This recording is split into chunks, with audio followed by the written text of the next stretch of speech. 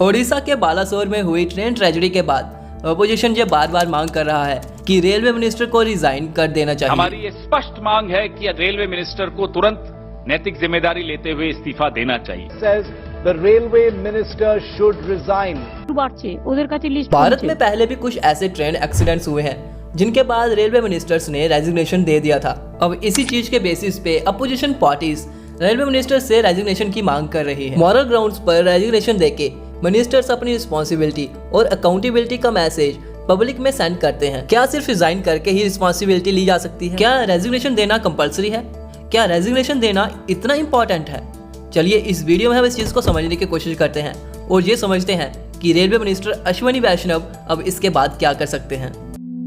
ओडिशा के बालासोर में हुआ ये हादसा अभी तक का रेलवे के इतिहास में हुए बड़े हादसों में से एक है। इसमें अभी तक लगभग 300 के करीब कैजुअलिटीज हो चुकी हैं और 1000 से भी ज्यादा लोग इंजर्ड हैं। इतने बड़े ट्रेन हादसे के बाद रेलवे मिनिस्टर से क्वेश्चन पूछना तो बनता है, ये सिग्नल फेलियर कैसे हुआ, टेक्निकल फॉल्ट्स कैसे आए, ये किसकी गलती है, कौन इसकी रिस्पॉन्सिबिलिटी लेगा? ये सब क्वेश्चंस रेलवे मिनिस्ट्री से पूछने का हक है और ऐसा पूछना भी चाहिए और जो भी इसका रिस्पॉन्सिबल होगा उसको कड़ी से कड़ी सजा मिलनी चाहिए। लेकिन जब से ये रेल हादसा हुआ है उसके बाद से अपोजिशन बार बार रेलवे मिनिस्टर अश्विनी वैष्णव जैसे रिजाइन करने की मांग कर रहा है। इस टाइम पे सबसे ज्यादा रेलवे सिस्टम को कोई जानता है तो वो है अश्विनी वैष्णव, जो रेलवे की हर एक चीज को अच्छे तरीके से जानते हैं। रेलवे अधिकारियों के साथ उनकी अच्छी कोऑर्डिनेशन है। अगर वो इस टाइम पे रिजाइन कर देते हैं तो उनकी जगह कोई नया मिनिस्टर आके क्या उनके जैसे इस सिस्टम को समझ पाएगा? क्या उनकी तरह रेलवे की मदद अभी कर पाएगा? अपोजिशन के कुछ लीडर्स बार बार कह रहे हैं कि उनको रिस्पॉन्सिबिलिटी लेके मॉरल ग्राउंड्स पे रेजिग्नेशन दे देना चाहिए।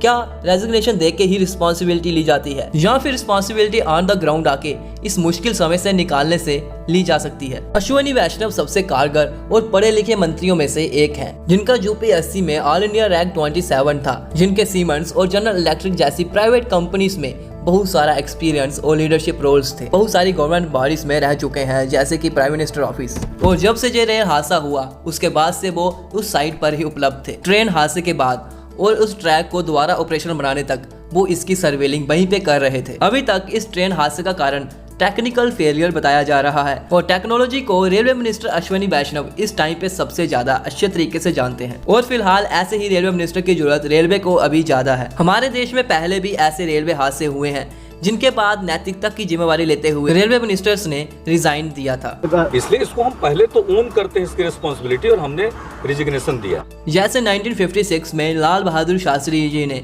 1999 में नीतीश कुमार ने, सुरेश प्रभु 2016। इसके साथ बहुत से मिनिस्टर्स ऐसे भी थे जिन्होंने रेजिग्नेशन की पेशकश की थी लेकिन उनके रिजेक्ट कर दिए गए थे। जैसे कि ममता बनर्जी जी ने 2000 में रेजिग्नेशन पेश किया था लेकिन अटल बिहारी वाजपेयी जी ने वो रिजेक्ट कर दिया था। इस ट्रेन एक्सीडेंट की इंक्वायरी अब सीबीआई करेगा कि कौन इस एक्सीडेंट के लिए रिस्पॉन्सिबल है और इस ट्रेन हादसे में कुछ साजिश हो सकती है, इसको भी नकारा नहीं जा सकता है क्योंकि 2 दिन पहले ही हलापुजा कन्नूर एक्सप्रेस को आग लगा दी गई थी, वो भी बीपीसीएल के फ्यूल स्टोरेज टैंक के सिर्फ 100 मीटर दूर पर, इस प्लान के साथ कि इस फ्यूल टैंक के पास एक बड़ा ब्लास्ट किया जा सके। और इसी सेम ट्रेन को 2 महीने पहले इस्लामिक टेररिस्ट द्वारा इसको जलाने की कोशिश करी गई और वो पकड़े गए। जिस टाइम में ओडिशा में ये ट्रेन हादसा हुआ उसी सेम टाइम पे कन्याकुमारी एक्सप्रेस को भी डीरेलमेंट करने की कोशिश करी गई। क्या ये कोई कोइंसिडेंस हो सकता है? और इससे पहले सोर्सेज द्वारा ये भी रिवील किया गया था कि आतंकी रेलवे ट्रैक को निशाना बना सकते हैं। अभी इस एंगल्स के ऊपर कुछ भी नहीं कहा जा सकता है, सीबीआई इसी की जांच करेगी। लेकिन विपक्ष इस ट्रेन हादसे के बाद से लगातार इस्तीफे की मांग कर रहा है। उनको इस ट्रेन हादसे के बाद से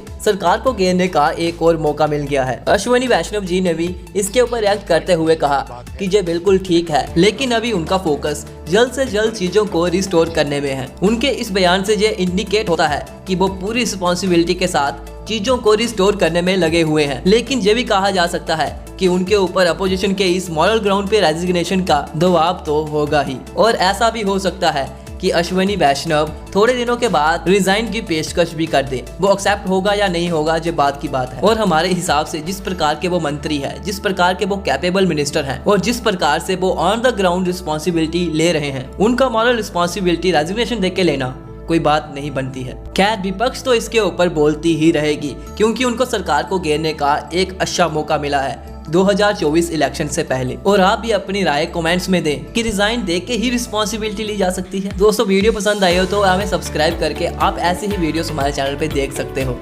जय हिंद।